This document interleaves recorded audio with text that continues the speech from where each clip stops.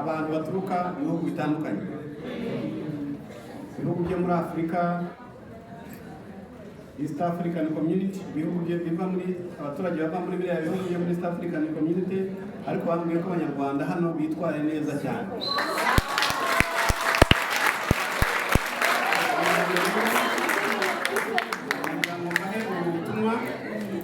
Kandi nabashimire ko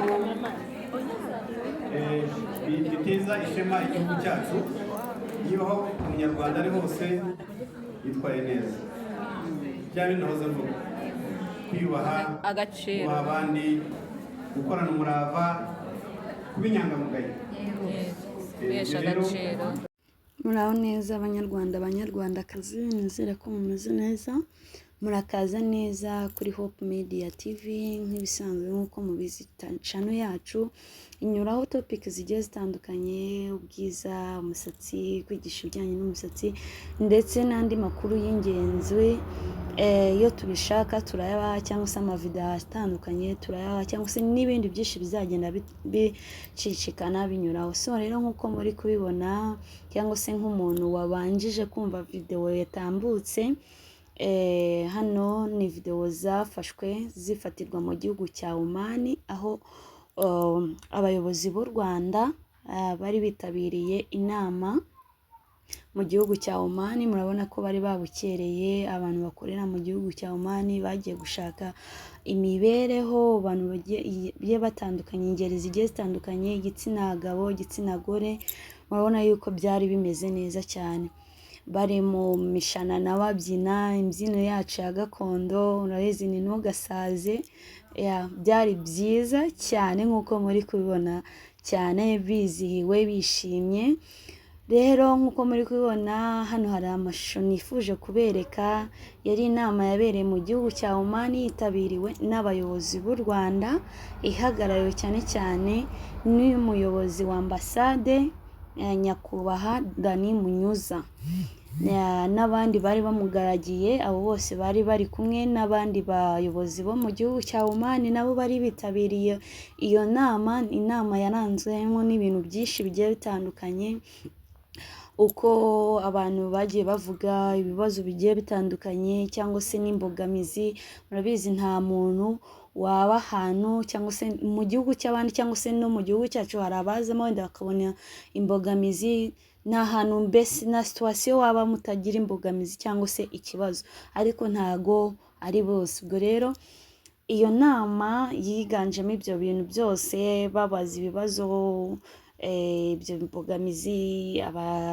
Nkuko muri kubibona ku mashusho, bagiye bahabwa ijambo bakabwira umuyobozi wacu ibibazo bagira n'imbogamizi uko byakemurwa. Wenda ari umuyobozi akaba yatugereramo imbere, urumva n'abayobozi bo muri Oman nabo bari bahari, urumva nabo ibyo bibazo n'imbogamizi bari kubyumva. Ariko nkuko mwabyumvishe kuri video itangira, umuyobozi wacu wa ambasade Dani Munyuza nubwo afite icyicaro mu Misiri, ariko abasha gufasha n'abantu bari muri ibihugu by'Abarabu. Igize ikibazo nabo barabimenya bakabasha guhabwa ubufasha. Nk'uko yabitangiye ariko bivuga, leta ya Oman yamugaragarije abanyarwanda bari muri kiriya gihugu ko bagera mu bihumbi 3. Urumva ni abanyarwanda benshi bariyo muri kiriya gihugu cya Oman. So rero urumva bamubwiye ko abanyarwanda dufiteyo imyitwariro myiza cyane, kuko ibindi bihugu hari igihe usanga banabibaninga kongera gusubira muri kiriya gihugu, ugasanga bifite imyitwarire mibi, bafite ubujura, ibintu byinshi nyine, kuko kiriya gihugu ni igihugu kigendera ku mategeko akakaye kandi yitabwaho cyane. Ubwo rero urumva yuko abanyarwanda turi ku isonga, n'ubundi turi abanyarwanda duhora ku isonga.